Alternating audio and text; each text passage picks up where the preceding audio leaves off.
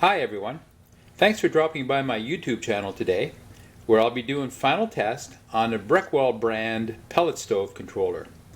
This is an older analog version, but as we'll see, it's fully functional. I'll have this controller for sale on eBay, and I'll leave the link for that auction in the video description down below until the controller sells. Before we start testing this controller, let me tell you about the tester that I have it connected to. Obviously here I have the controller itself, which is the item I'll be selling on eBay. Also I have my multimeter, which is connected in amp mode, AC amps, and that is connected in series with the auger motor. I have an actual auger motor behind the faceplate here. We'll see the little X rotate. Just behind the controller I have 4 light bulbs, which are used to simulate the functions of your stove. The first, over here, being the igniter, the second being the combustion fan, then we have the auger motor, and finally, marked in red, I have the room or convection fan. All of those will come to play during testing. It's now time to turn on the pellet stove controller.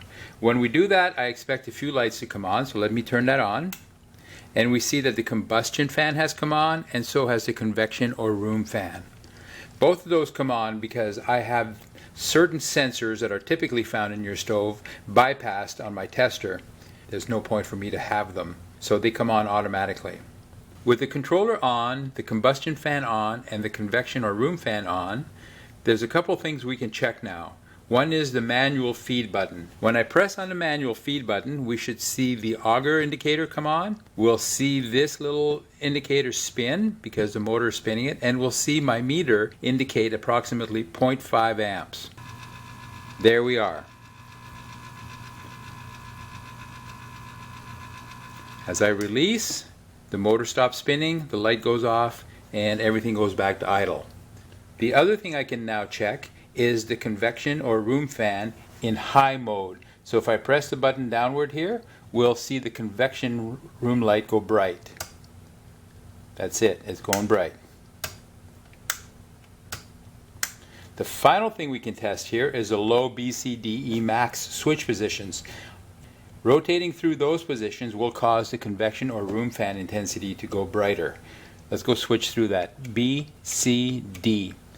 If I switch to E and max, we will not see a change in the convection room fan brightness. That is hardwired on the controller and cannot be changed, so that is functioning correctly. But C, B low, B, C, D, all those will cause the room fan to spin at a faster speed because we're applying more power. With all of the manual functions tested and shown to work properly, it's time to test the automatic features of this controller. To do that, we'll have to set the controller to automatic mode. Setting the automatic mode means we have to press the auger button here. Doing that will cause the little green light at the top to come on, but because this controller has the capability of driving a heater element to ignite the stove, when I release the auger button, we'll see this light, which is the igniter simulator, come on. Press, we see the green light come on, and release, we see the igniter come on. That is normal operating function for this mode. Now that we're in automatic mode, a timer in the controller was started, and that will determine when the auger motor will be driven. When the motor is driven, we'll see a little light behind the faceplate come on, and at the same time, there you saw it, the auger indicator came on. The other thing that will happen is we'll see current being shown in the display of my meter, 0.5 amps, 0.47, and we'll see the motor drive indicator spin. Let's wait for another cycle or two of that to happen. We'll see the current go up, 0.47, and it's hard to see, but the indicator will spin. One more cycle. There, it's spun for just a short duration of time. If I increase to max, two things happen. We saw the intensity of the convection room fan go up. Now we'll see that the auger motor drives for longer. Notice the difference. It drove much longer. Still, we saw the indicator just above the word pellet behind the faceplate.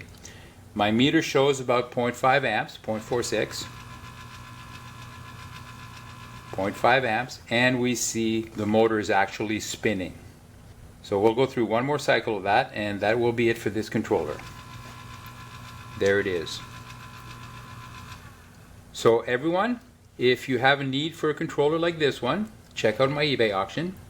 Otherwise, if you have a pellet stove controller of your own that you need repaired, or that you have questions about, please feel free to contact me. A link to my contact information will also be found in the video description. I do hope that you enjoyed this video. If you do, please give it a thumbs up and subscribe to my channel. I would appreciate that very much. Thanks. Bye-bye.